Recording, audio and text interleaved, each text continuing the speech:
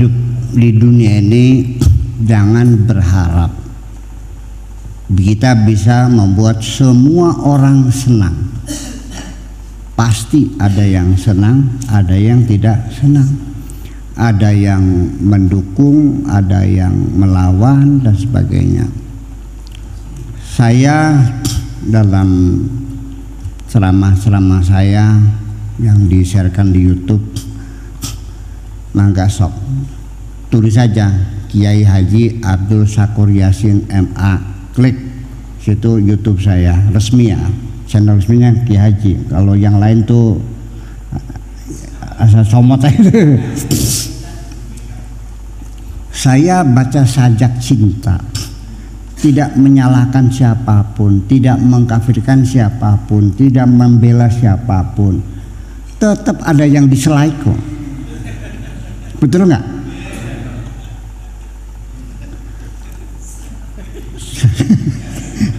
Saya menerangkan tentang pernikahan orang yang sudah hamil by accident gitu. Sangga saya bilang sah. Ya, kecuali kalau hamilnya punya suami. Kalau hamil karena kecelakaan mah ya nggak apa-apa. Itu kan hukum fikih. Fikih bukan kata saya, kata fikih. Ada juga yang diselai tuh, nggak tahu maksudnya apa ini. Jadi mungkin nggak yang nggak mungkin. Kalau saya bagi-bagi duit nih per orang 1 jutaan semua, setuju nggak semua? Pasti enggak. Pakai sakur maunya lo jadi gubernur. Jangan berharap kita orang akan suka kepada kita semuanya. Hitung-hitungannya 50% plus 1 aja udah bagus. Berarti kita menang kan? 50% plus 1 kan menang kan? Iya sudah, berarti kita berhasil berarti. Jangan berharap 100%. Begini, jadi akhirnya bahwa ribut bid'ah gitu tuh. Saya ingin mengatakan sesungguhnya Allah itu maha bid'ah. Maha bid'ah. Badi'us samawati wal ard, artinya Allah maha bid'ah di langit dan di bumi Allah. Kenapa? Setiap saat Allah membeli yang baru terus. Apapun yang namanya baru itu namanya bid'ah. Ya. Al-badi itu maha bid'ah ya. Jadi wa kullu bid'atin masa Allah dolalah. Jangan dong. Jadi begini maksud saya, bahwa ada 2 pendapat Pak Surahman, bahwa orang memahami agama ada 2 paham. Yang satu namanya tekstual, yang satu namanya kontekstual. Yang satu namanya tradisional, yang satu rasional. Ya, begini, ketika ada pertanyaan bagaimana hukumnya menggunakan sikat gigi, apakah mendapatkan pahala sunnah atau tidak? Kalau orang yang melihatnya secara tekstual akan mengatakan tidak dapat pahala sunnah, karena Nabi tidak pernah menyuruh sikat gigi. Yang disuruh itu siwak. Ini dalilnya, laula an asyqa ala ummati la amartuhum bisiwaki 'inda kulli salatin. Nabi bilangnya bisiwaki, bukan bisikati, bukan. Jadi kalau dapat pahala ya sunnah siwak ya harus pakai siwak, bukan pakai sikat gigi.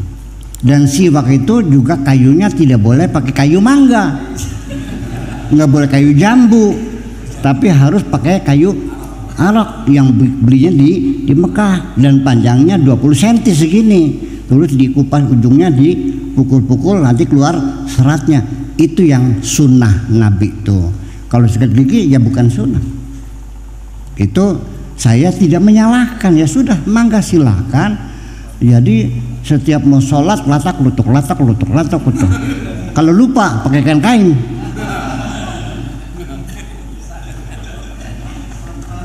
Jadi artinya kan pemandangan membersihkan gigi pakai lengan baju ini juga satu yang tidak nyaman bagi saya mah. Tetapi saya tidak menyalahkan karena orang itu dasarnya karena mencintai Kanjeng Nabi. Saya ingin menghormati dan tidak mungkin saya menyalahkan siapapun. Punten. Ya, kalau ada yang tersinggung mohon maaf, saya tidak punya maksud untuk menyinggung siapapun. Tetap hormati dan mudah-mudahan diterima oleh Allah saking cintanya. Siapapun orang yang menjadi idola, ya, ada teman murid saya mengidolakan Michael Jackson, rambutnya dikeriwil-keriwil. Ada yang mengidolakan Elvis Presley, celananya cut bray. Ada yang mengidolakan Tony Curtis, dicepak rambutnya. Zaman dulu tuh Tony Curtis namanya. Nah ini mengidolakan Kanjeng Nabi, dia persis, jadi artinya pakai jubah, pakai sorban, ya kan gitu, pakai siwak, ya mangga silakan. Kalau Anda yakin seperti itu, mangga silakan, go ahead, silakan, teruskan. Mudah-mudahan Anda diterima oleh Allah semuanya itu aja kok. Tetapi bagi paham yang kedua, orang yang sifatnya kontekstual, yang dipahami adalah maqasidus syar'inya, yaitu bukan nyuruh siwak tapi pesan Kanjeng Nabi menjaga kesehatan, itu aja kok. Jadi kalau bagaimana kalau pakai sikat gigi? Ya apalagi jawabnya, karena jelas lebih bersih kok. Pakai odolnya apa Pepsodent apa Sensodyne. Kalau udah sepuh pakai Sensodyne ya, biar jangan ngilu. Itu pakai odol, pakai sikat gigi kan dimodifikasinya kan luar biasa, sudah melengkung sini kan gitu supaya kena semua. Berarti kan lebih bersih. Jadi jawabnya apalagi. Jadi ya tolong jangan menyalahkan orang berpikir seperti itu, ya sudah. Ini bid'ah nih, sikat gigi kan bid'ah. Masa gara-gara gigi masuk neraka? Udah. Terus tanya lagi, bagaimana kalau cebok pakai tisu? Ya nggak boleh. Karena Nabi tidak pakai tisu, Nabi tidak pernah pakai tisu. Ya emang nggak ada tisunya. Pakai batu. Ya kenapa di sana sesuci pakai batu? Karena Jazirah Arabia itu negara yang miskin air, susah air sana tuh. Saya lama di sana 20 tahun ya di Arab tuh. Jadi ya air itu susah. Makanya menggunakan batu itu sangat kondisional ya, karena itu alat yang paling mudah adalah batu. Tapi kan ada syaratnya, jangan telepon garing ya kan gitu, jangan tulang-tulang binatang, pakai batu. Ya sudah, jadi ya harus pakai batu. Saya bilang ya silakan pakai batu, silakan, salah telos ya kan. Nah kalau yang pahamannya itu yang kontekstual, begitu pakai tisu, lah apalagi pakai batu aja boleh, apalagi pakai tisu, apalagi pakai air, ya apalagi. Karena pesannya bukan batunya, itu menjaga kebersihan, kesucian. Itu susah banget sih. Jadi apa saja yang baru itu bid'ah, memang betul. Sarung juga bid'ah, ini pakaiannya orang Hindu bid'ah. Topi hitam juga bid'ah semuanya. Kopi juga bid'ah, Nabi nggak pernah minum kopi kok. Semuanya, ya lampu sini, mikrofon juga, sampai ada yang mengharamkan mic. Segimana lagi? Nabi tidak pernah pakai mic, berarti haram pakai mic. Ya sudah, nggak ada masalah. Mangga silakan naik onta lagi, pakai siwak lagi, pakai jubah, pakai ini silakan, nggak ada masalah. Ya kan gitu. Saya tidak menyalahkan mereka, ya sudah demikian. Jadi bagi yang sudah pemikirannya itu kontekstual, ya sudah harap memaklumi saja, ya udahlah, nggak salah-salah banget lah, ya kan gitu. Ya, jadi akhirnya rasionalisasi ini menjadi masalah. Dan terus juga saya minta kepada bapak-bapak sekalian, nggak usah menjelek-jelekan orang pakai jenggot-jenggotnya dewek aja. Jenggotnya siapa? Ya jenggot makin panjang makin goblok, ngapain? Ya udah, jenggot-jenggotnya dia merepotkan juga enggak kok. Iya kan? Ya sudah begitu. Karena Nabi pakai jenggot, ya mangga silakan. Tapi asal Anda jangan memaksa saya pakai jubah, saya pakai sarung. Karena sarung ini pakaian yang multiple purpose. Pakaian serbaguna. Pengen dibuktikan, habis makan nggak ada lap bisa disarung lapnya. Habis mandi nggak ada anduk bisa pakai sarung. Malam tidur kedinginan bisa buat selimut. Ya kan? Di jalan susah tidur beli cangkulan di pohon kan gitu. Ini kan pakai serbaguna. Saya mah anak sarung. Bid'ah iya, bid'ah mah iya. Nabi tidak pakai sarung kok.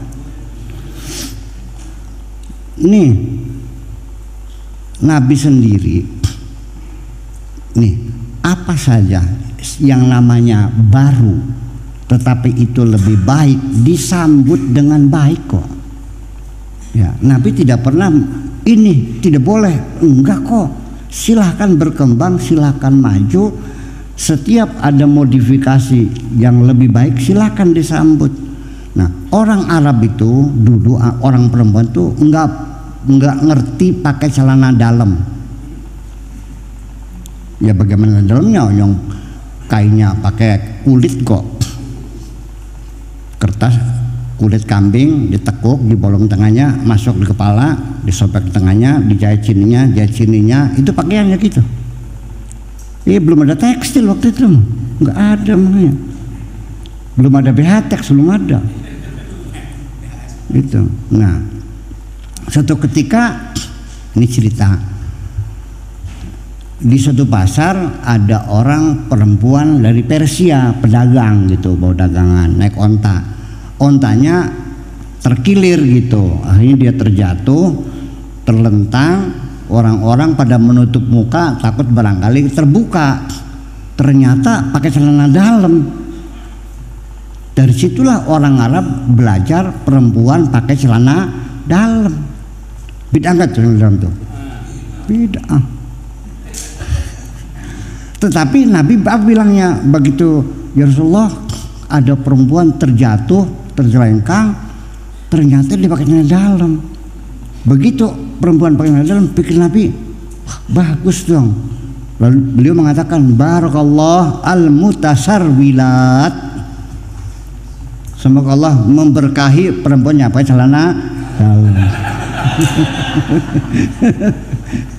Ceritanya gitu. Jadi apa saja yang bagus ya silakan. Nah itu, jadi yang namanya pengertian bid'ah itu bukan selalu begini. Saya menjadi aneh sekali. Dalam pikiran-pikiran fikih, pikiran orang pada abad keempat, sekarang abad ke-21. Jadi berapa abad tuh? 11, 17, abad keempat, sekarangnya abad ke-21, berarti 1000 tahun yang lalu. Nun 1400, Nabi itu 1400. Nah, fuqaha itu mulai mengatakan abad keempat. Ya, abad kedua itu mulai Maliki, Hanafi, Hambali kan abad kedua. Nah, jadi sudah 10 abad yang lalu itu pikiran-pikiran mereka. Bisa nggak kita revisi? Oh, bisa. Harus seperti itu. Bisa nggak disempurnakan? Nggak bisa, sudah demikian. Bayangkan. Tetapi kalau di dalam bidang teknologi, orang dulu bikin mobil itu setirnya di tengah, ya.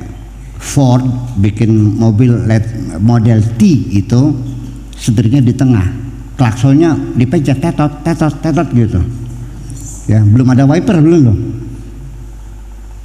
Setiap saat disempurnakan sampai mobil sekarang sangat nyaman sekali, betul? Wiper saja disempurnakan setiap saat, dari yang tadinya hanya 1 langkah sekarang menjadi 3 langkah, ada sedang, ada cepat. 3 sekarang, lamban, sedang, cepat. Pakai sensor sekarang lagi. Kalau hujannya besar dia cepat sendiri, hujan kecil dia pelan sendiri. Lampu merah dia mandek. Bagus nggak disempurnakan tuh? Tapi dalam pemikiran agama Islam kayaknya tidak boleh disempurnakan, karena awalnya sudah meyakini al-yawma akmaltu lakum dinakum wa atmamtu 'alaikum ni'mati wa raditu lakumul islam madinah. Sudah sempurna. Setiap orang yang meyakini sudah sempurna, sejak itu sudah tidak mungkin akan berpikir lagi apa yang sudah sempurna kok. Ini mungkin ini yang perlu kita pikirkan, ya kan begitu. Nah, ini bapak-bapak dan ibu sekalian, sampai sekarang kita bayangkan abad ke-7. Jadi begini, yang Islam yang benar itu yang bagaimana Islam yang mengadopsi style of life pada abad ke-7. Itu yang benar. Yang sekarang nggak bisa, harus gitu. Nah, kita sendiri melihat realita sekarang sudah jauh berbeda, apalagi 14 abad yang lalu. Itu Garawangi aja dulu waktu saya masih mengobakan. Kalau naik sepeda ada 2 kemungkinan, saya naik sepeda atau sepeda naik saya. Belum lama kok, ya kan? Kalau ke Bandung itu naik apa? Hanya 2-3 bus yang ke Bandung itu. Iya. Dan lama sekali ya, mungkin 12 jam ke Bandung itu. Iya. Ya. Jadi teknologi kan sudah berubah semuanya. Jadi apakah mungkin kita akan hidup seperti abad ke-7 lagi gitu? Nah, ini yang menjadi tolak ukurnya bagaimana. Nah, sekarang saya mau bertanya jujur aja, apakah betul bahwa Islam itu solihun fi kulli zamanin wa makan, relevan di segala tempat dan di segala zaman, kapan saja, di mana saja, selalu relevan? Saya mau nanya nih, anak perempuan kecil dikawinkan, dalam kitab fikihnya boleh nggak? Masih relevan nggak? Kita cabut undang-undang perkawinan pernikahan hasil kompilasi hukum Islam, mencabut ya perkawinan di bawah umur. Berapa tahun? 16 tahun laki-laki, 18 tahun perempuan. Siapapun di sini yang menikahkan anaknya di bawah umur masuk penjara. Sekalipun Anda mengatakan kitab kuningnya mengizinkan, nggak ada urusan, masuk penjara. Ya, sanksi. Ini negara Indonesia dan kita sudah mencabut itu semuanya. Ini kita bicara realita, betul nggak? Siapa yang pernah masuk kawin, masuk penjara tuh? Ya, saya puji. Semoga Allah mengampuninya. Iya. Anaknya mau, ibunya mengizinkan, kawinnya syarat hukumnya sah, ada walinya, ada maharnya, ada juga kabulnya, ada saksinya, sah. Iya betul, sah menurut kitab kuning. Tapi di negara ini tidak sah, masuk penjara aja dulu. Karena itu menghancurkan masa depan anak manusia. betul nggak? Ya, anak perempuan masih perawan dikawinkan oleh bapaknya, nggak mau, dipaksa, sah nggak dalam hukum Islam? Kita cabut, kita larang pernikahan paksaan, karena bagaimanapun perempuan adalah manusia yang kita hormati. Ini konsekuensinya. Jadi di mana relevansi di segala zaman itu? Dunia semua menolak hukuman potong tangan, mau ngelawan dunia. Masa tangan dipotong? Nah, itulah caranya saya menafsirkan Islam itu seperti ini, Pak, bahwa asyariku wasyariqatu faqtau aydiyahuma itu adalah shock terapi. Ya, shock terapi itu apa? Karena angka kriminalitas semakin meningkat merajalela, ya kan gitu, bisa mencekam, bisa menjadi terorganisir. Maka sebelum itu menjadi merusak segala-galanya, ya perlu dilakukan shock terapi. Negeri kita ini juga pernah melakukan shock terapi pada zamannya Pak Hartoto. Misterius, Petrus tangkap, tembak, pagi-pagi dimasukin karung, buang ke Sungai Cimanuk, sampai orang Indramayu nggak mau makan ikan selama 3 bulan tuh, untuk memulihkan keamanan. Sudah aman ya sudah, jangan terus-terusan dong, kan gitu. Iya. Ya, artinya bahwa kalau sudah semakin merajalela perlu ada shock terapi. Jadi jangan dijadikan hukum selama. Sekarang yang menolak bukan saya. Saya mah bukan penguasa, saya tidak punya apa-apa, tapi seluruh negara di dunia itu menolak hukum potong tangan. Semua negara Islam pun menolak, hanya satu, Jazirah Arabia, Saudi Arabia masih.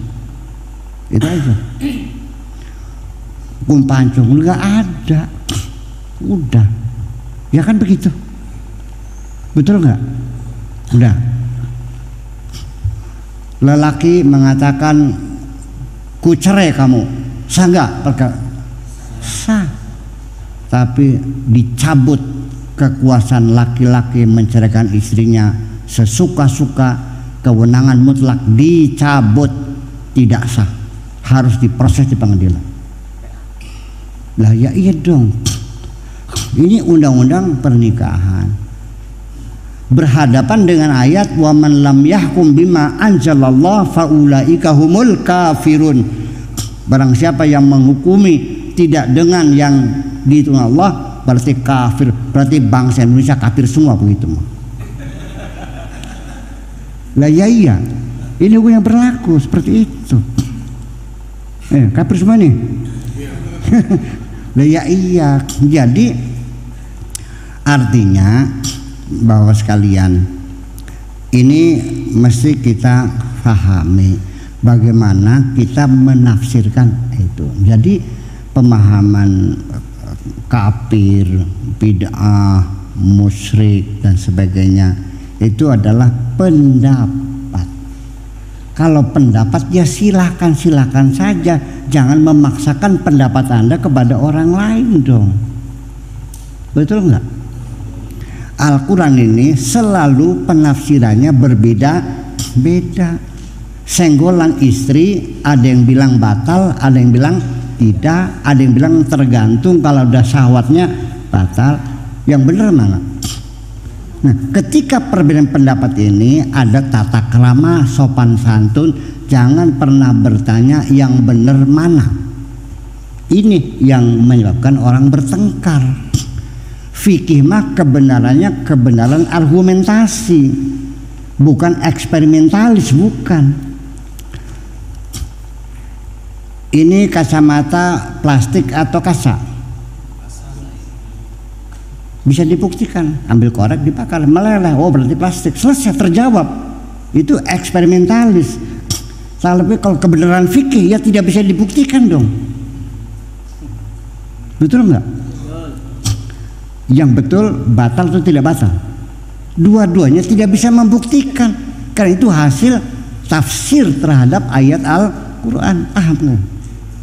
Itu. Jadi jangan mengatakan wah ini bid'ah, ini musyrik, ini apa itu? Masa sudah pegang cewek masih sholat nggak wudu lagi? Lah urusan apa kamu? Jadi kalau bertanya mana yang betul, nanti di penghujungnya menyalahkan imam yang lain. Kalau yang betul yang batal berarti mazhab Maliki salah, Ahmad bin Hambal salah, tega bilang begitunya. Ya udahlah. Jadi begini pada akhirnya mah, pendapat Anda silakan Anda terapkan dalam ruang privasi Anda. Kalau Anda meyakini masuk WC harus kaki kiri dulu, silakan. Kemudian doanya Allahumma ini, silakan Anda lakukan, tapi jangan memaksa orang masuk WC harus kaki kiri. Kalau saya mau nyonglos juga silakan.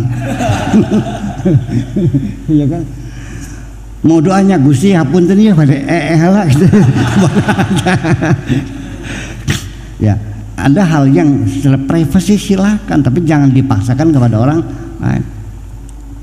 Yang terjadi, rokok haram nggak?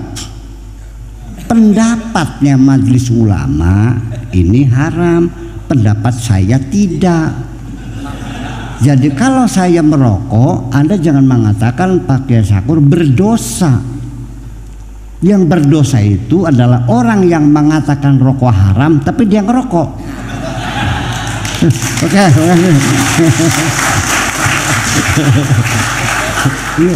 Iya, betul tak? Oke. Jadi walhasil bahwa bapak-bapak ibu sekalian, ini dalam menafsirkan Al-Quran, sebagai kata penutup bahwa Al-Quran inna anzalnahu Qur'anan Arabian, dengan memakai bahasa Al-Quran pakai bahasa kan. Kalau bahasa itu ada undang-undang bahasa namanya linguistik, bahwa bahasa itu tidak pernah menunjukkan makna secara pasti, bisa maknanya banyak, ngomongnya begini maksudnya begitu, betul nggak?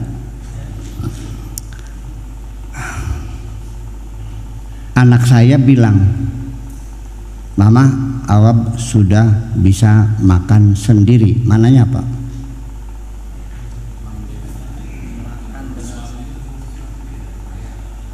Nah, anak saya mengatakan begitu pada suatu hari waktu dia kelas 4 SD, sedang disuapin ibunya, dia tarik piringnya, dia makan sendiri dengan mengatakan Awab sudah bisa makan sendiri. Apa maknanya? Tidak usah. Betul? Tidak usah. Nah, ketika dia usia 30 tahun, sudah jadi direktur Grage Mall, seorang ekonom, gajinya 30 juta, gaji pertama pulang dikewer-kewer duitnya, menemui ibunya mengatakan Mama, Awab sudah bisa makan sendiri. Mananya apa? Udah bisa cari? Kalimatnya sama nggak? Maknanya beda nggak? Apa yang membedakan? Dikatakan pada usia yang berbeda. Maka ayat Al-Quran yang ada di Mekah berbeda dengan yang ada di Madinah. Ayat-ayat keras itu nggak bisa dipakai di sini dong, karena kondisinya sudah berbeda. Ini maksud saya. Jadi artinya bahwa Pak Rahmat nagih saya di sini, lagi banyak orang, oh ya ini notanya tolong dilunasi. Saya cari bakyak. Diapain bakyak gitu? Tapi kalau nagihnya di rumah, ya enggak dong. Saya sopan Pak Rahmat. Tolong dong, minggu ini belum ada uang, insya Allah minggu depan deh, buntunya gitu. Selesai. Kenapa saya jadi, apa bedanya? Kenapa di sini saya marah? Karena di sini bukan tempatnya lah. Karena tujuan dia nagih saya ini bukan nagih uang, ingin mempermalukan saya dong. Betul nggak begitu? Nah ini Al-Quran yang semacam itu, saya ingin bertanya sebelum saya tutup.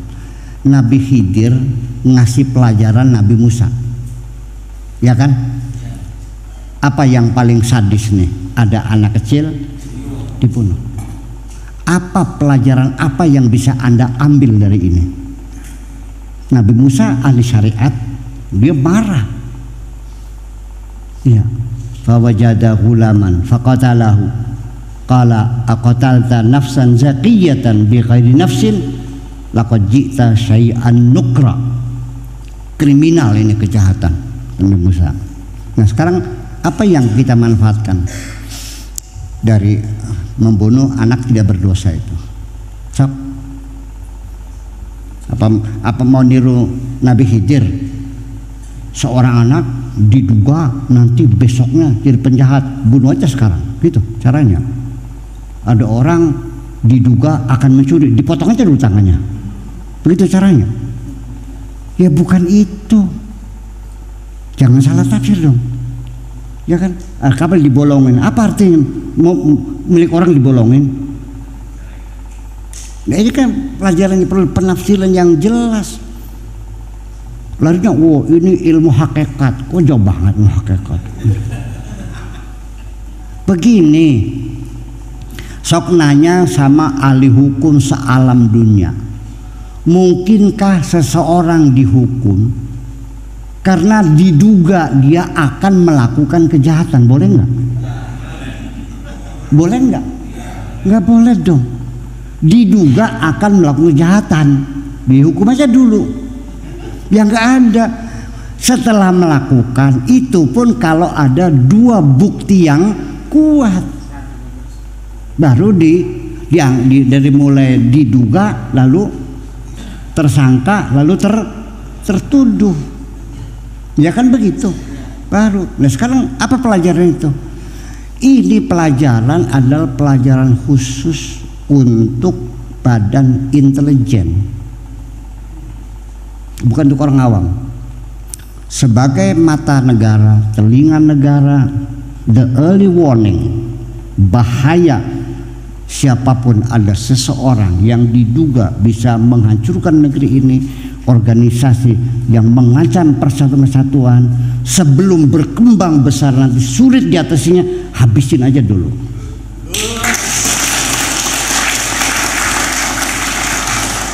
Tapi jangan ketangguhan.